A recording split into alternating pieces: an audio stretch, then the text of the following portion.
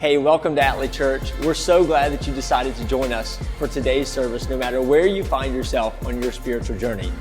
Just to let you know a little bit about Atlee, Atlee is a safe place for those who've given up on church or never went.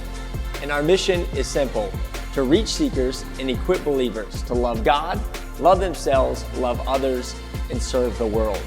Now, if you want more information about who we are as a church or ways for you to get connected, make sure to check out our website at atleechurch.org, or you can also visit us on social media or download our app. And we hope today that you find the service helpful and also encouraging no matter where you are in life right now. So let's get started with today's service.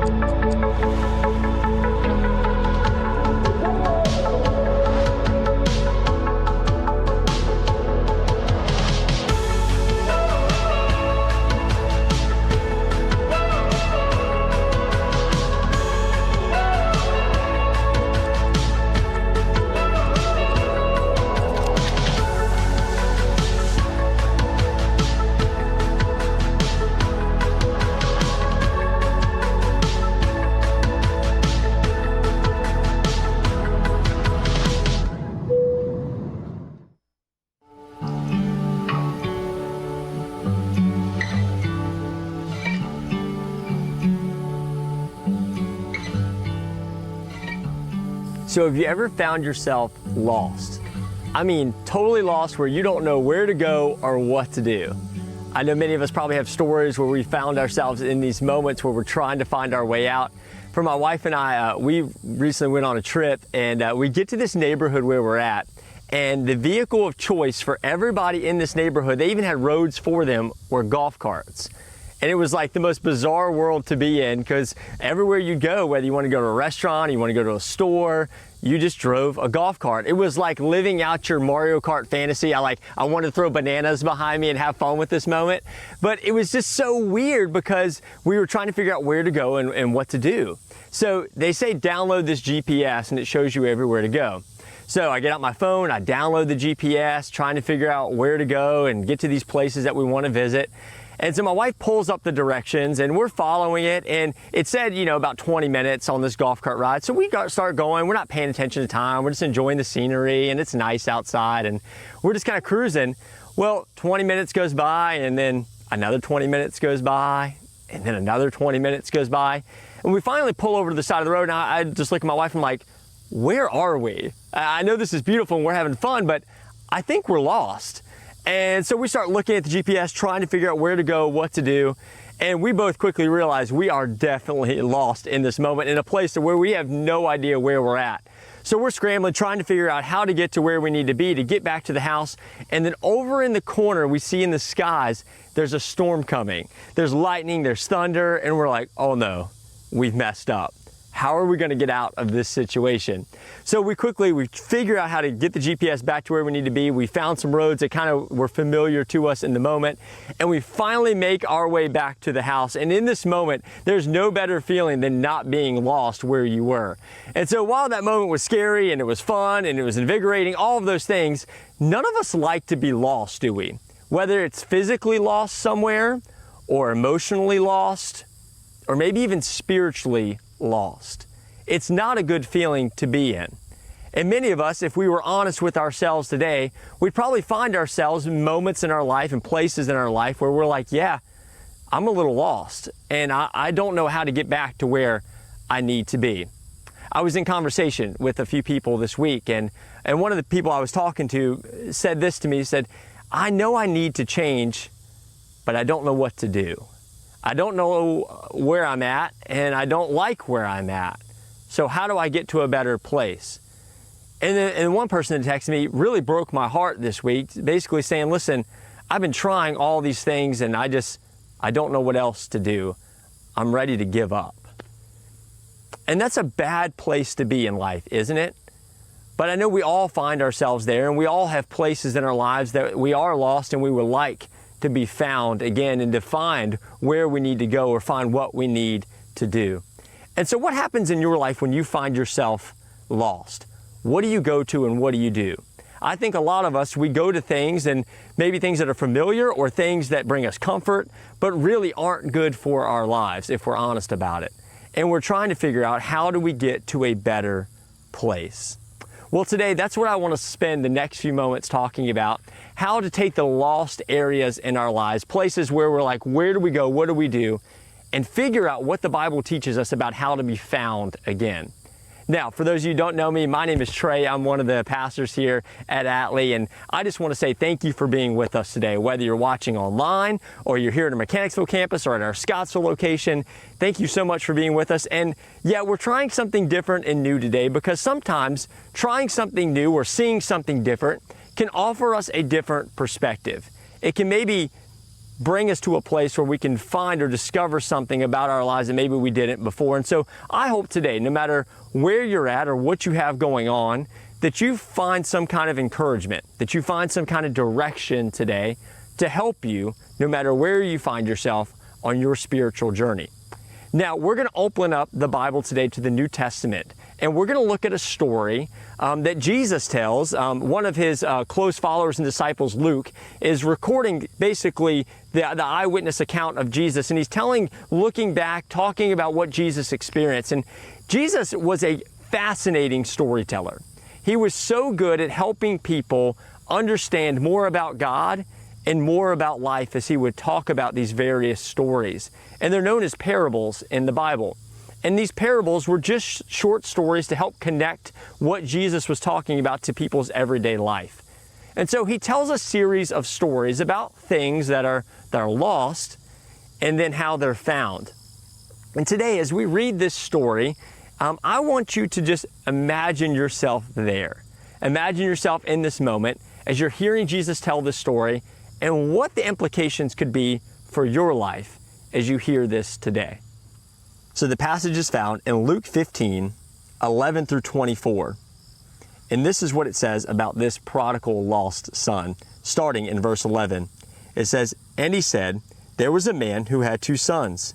And the younger of them said to his father, 'Father, give me the share of property that is coming to me.'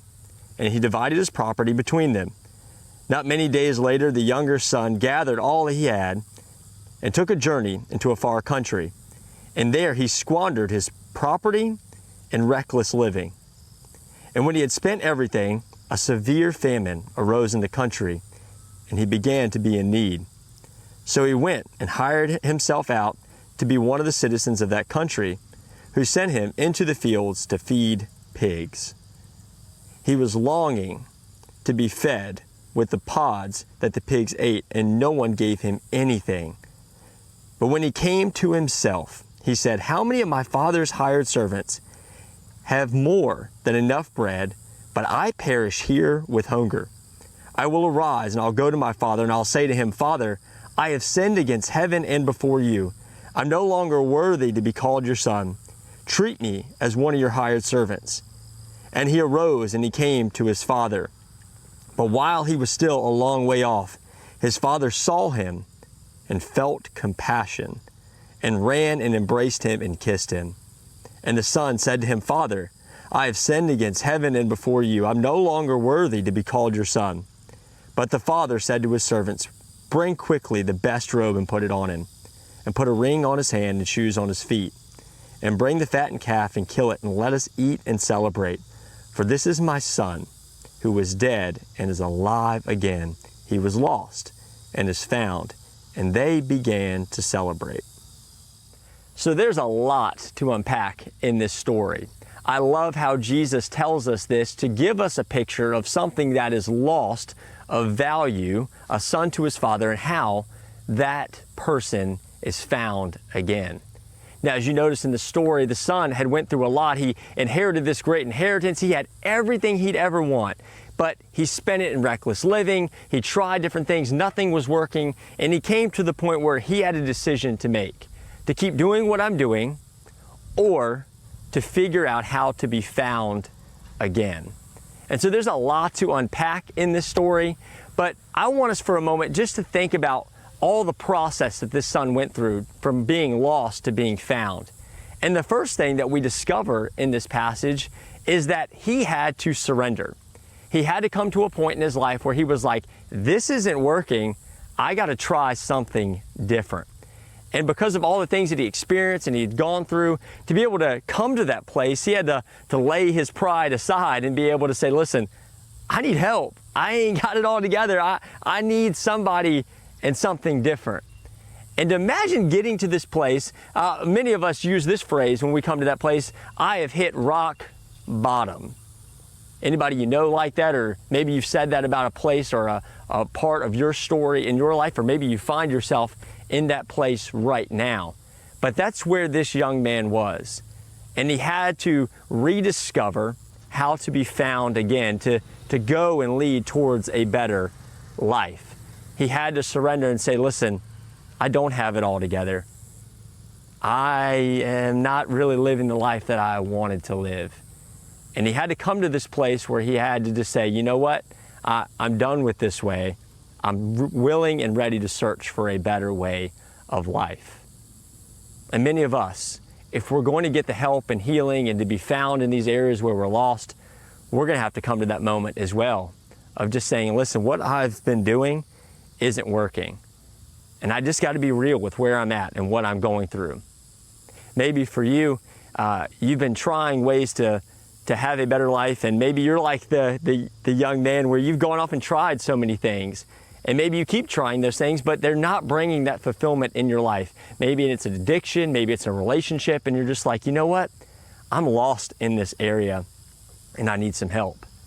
Maybe for some of you, you just don't feel worthy enough, or you just don't feel good enough or pretty enough, or like you could ever amount to what it needs to take to do this life well.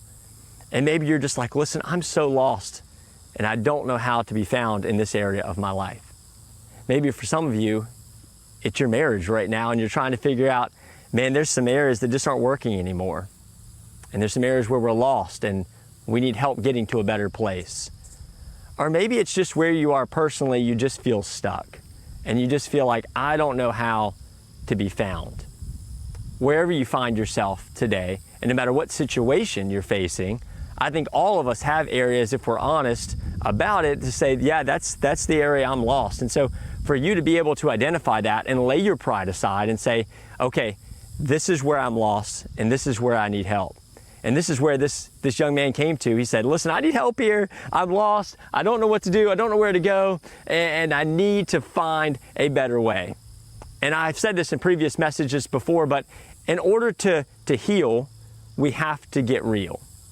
If you want true healing in your life and you want to be found and you want to stop being lost, one of the best ways in order to make that happen is just to surrender.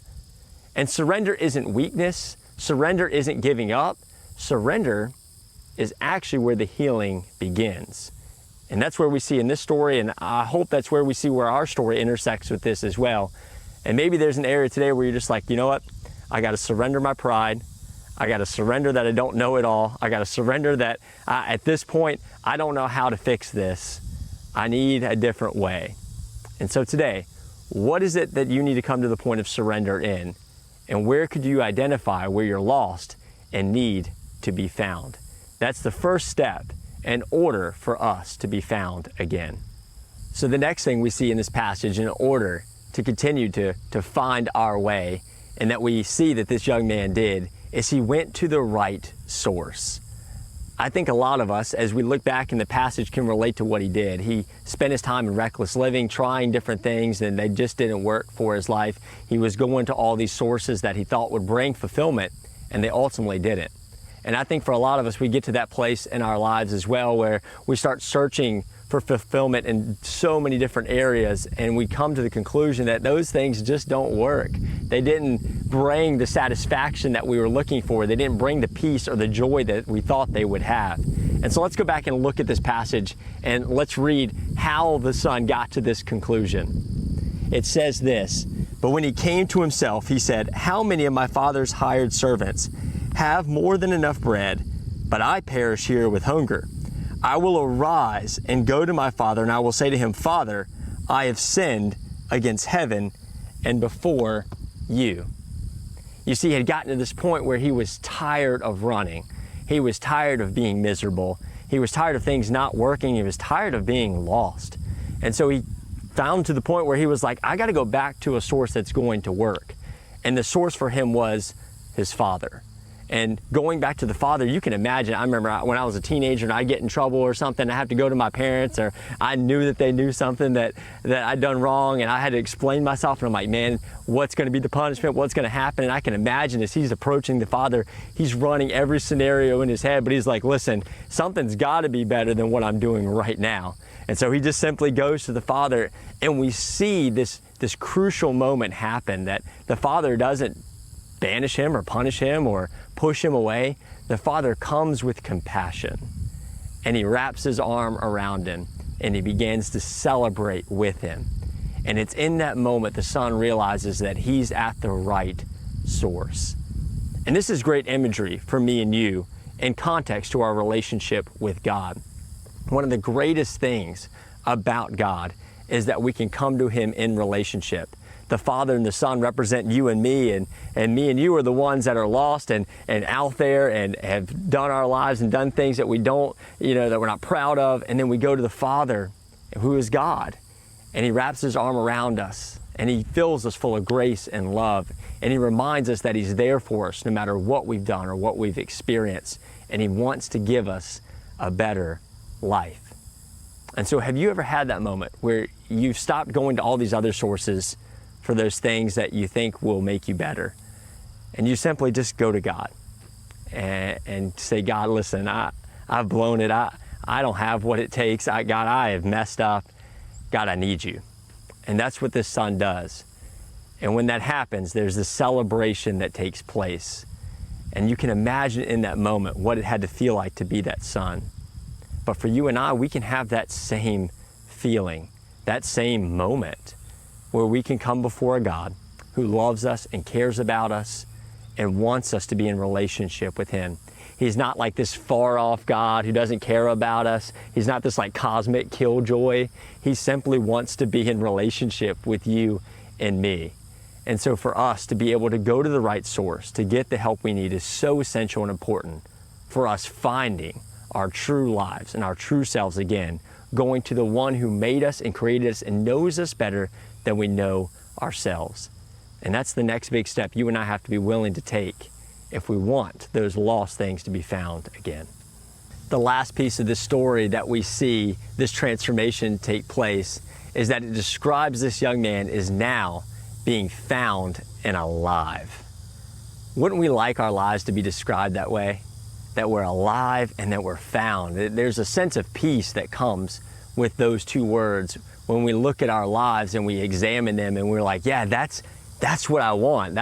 I want to stop being lost. I want to be found and alive again. And what I love about the Bible is that we look through and there's not all these perfect people. There's people that have messed up. There's people that have made bad decisions. There's people that should not deserve the life that they were given, but yet we read story and story and story, and we think that the Bible's just full of perfect people who had it all together, but they simply were people who were just surrendered to God. They were simply people who went to God and said, listen, I need your help. And then the Bible teaches us that they were simply found and alive again, not because of anything that they did, but because of everything that God had already done for them. God is the one who made them alive. God is the one who helped them be found. And in this story of this young man, we see that when he went to the Father, the imagery that we get is that's when he was found again. That's when he was alive again. That's when the celebration took place. And for you and I, that's when it happens for us too, is that when we go to God and we realize He's there for us and that we don't have to be perfect to approach Him, we don't have to have it all together, that He meets us right where we're at and He can help us find life and be found once again. The Bible tells us this in another passage in Scripture that encourages us to do in these moments. And it simply says this. In Matthew 11:28, in the Message translation, it says this, "Come to me, get away with me, and you'll recover your life." You see, I love this passage because it reminds us what can happen when we come to God. The simple phrase that we'll recover our lives, that we'll be found again, we'll be alive again. And for so many of us, that's the simple task that we need to embrace this week, is just the idea of coming to God. No matter where we find ourselves, no matter what seems to be going on in our lives, and to say, God, I need you. And it's in those moments that we find true fulfillment and satisfaction in a God who loves and cares about us. And that's why ultimately we're here filming this video, because for me this summer, I've had times where I've just had to go to God to get away from all the distractions, from all the noise, from all the things going on, and just find time where I can just get with God and say, God, these are some areas where I need your help. These areas that aren't going well, these are areas where I'm lost. I need some wisdom. I need you, Lord. And this has been that place for me. I'll normally take my bike and I'll cruise down one of the paths and I'll find a bench and I'll sit on it and I'll just watch some of the streams. I'll watch some of the wilderness and just be away to allow God to speak to me. And for you and I, our worlds get so busy, our worlds get so loud sometimes that we do find it hard to hear from God.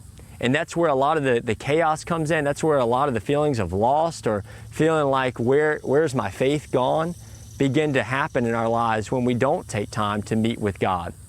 One of the things the Bible teaches us is that Jesus wants to be in friendship with us. He doesn't want to just be away from us. He wants to be with us in relationship. And so it isn't just about this religious tradition that we come and experience at church. Our time with Jesus is a relationship that He wants to have with us day in and day out. I mean, think about your closest friendships in your life. You go to those friendships because you know that they'll help you, or you know they'll listen to you, or you know that you're there for you, but you have to build that connection. You have to communicate with those people if you want to be close to them. And the same thing is true with our relationship with God. We can't expect our relationship with God to grow or our friendship to grow with Him if we're constantly not in communication with Him. If we're just simply saying, God, I got this, I'll do my own life, I'll do my own thing. And that's how many of us approach our lives. But when we come before God in humility, we come before God with our struggles, we come before God in need of help, that's when we get to see God show off like He always does.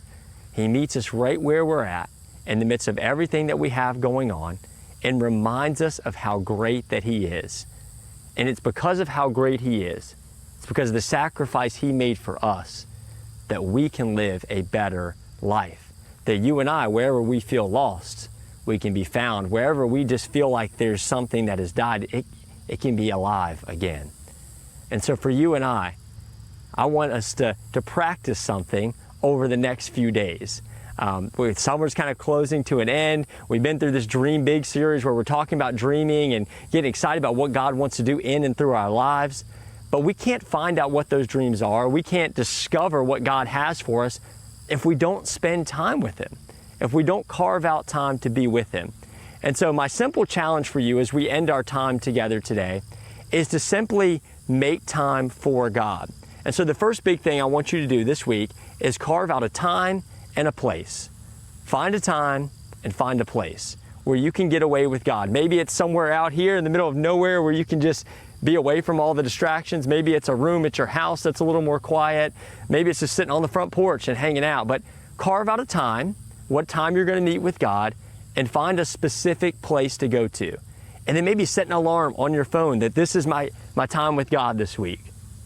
And spend time with Him each day this week, just going before Him and saying, hey, God, this is what I'm going through. This is what I'm dealing with. This is where I need you.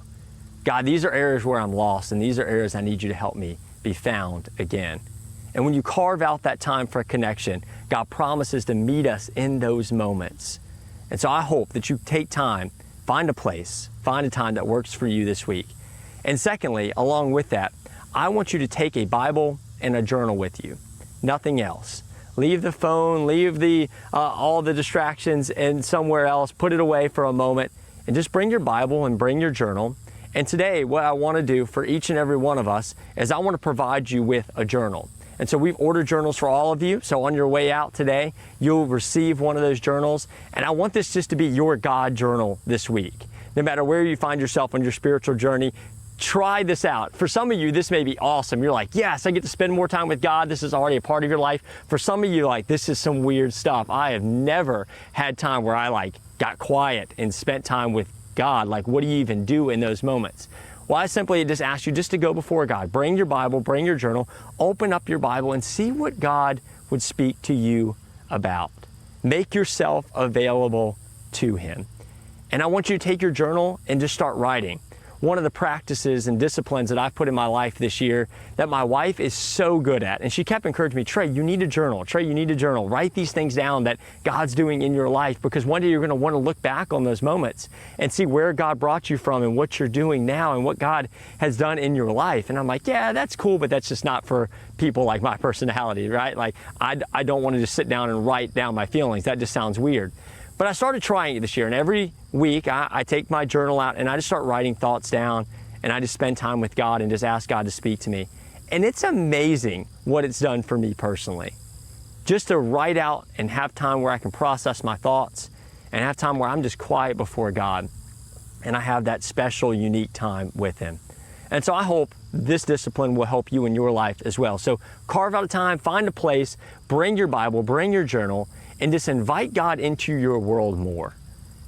And it's in these moments where whatever is lost, wherever we feel confused, wherever we need help, God wants to meet us there. And He wants to help you and He wants to help me no matter what we're facing today. And so as we conclude our time together, I just want to give you a moment to process all this information, to think about where your space and where your time could be, and what this could look like for you in your life as you leave here today, and where are those lost places that you need to be found again, and allow God to help you be found. There's a song that I've heard recently over and over, and it's called Run to the Father. And it's actually a song based upon the story that we just read together, the prodigal son. This idea that this son ran back to the father, and the father embraced him and cared for him and loved him and was there for him. And so I want you just for a moment, as we listen to this next song, to think about how God could do that for you today. And as you embrace running back to the Father, as you take time to surrender yourself, to lay your pride aside, as you take a moment just to say, God, I need you, that He would meet us in this moment, and that these lyrics would become your prayer this week as we go to God for everything that we need. And like I said, His promise is that He'll meet us there no matter what we're facing today. Well, thanks so much again for stopping by. If you have any questions or would like to get connected here at Atlee Church, we would love to help or serve you any way that we can. And if God is doing something awesome in your life, we'd love to hear about it. You can email us directly at stories@atleechurch.org. And if you would like to support the ministries here at Atlee financially, you can go to our website and click the top tab, Give, and that helps us continue to get these messages out there and make a difference in the lives of so many. Well, thanks for tuning in, and we hope to see you again next week.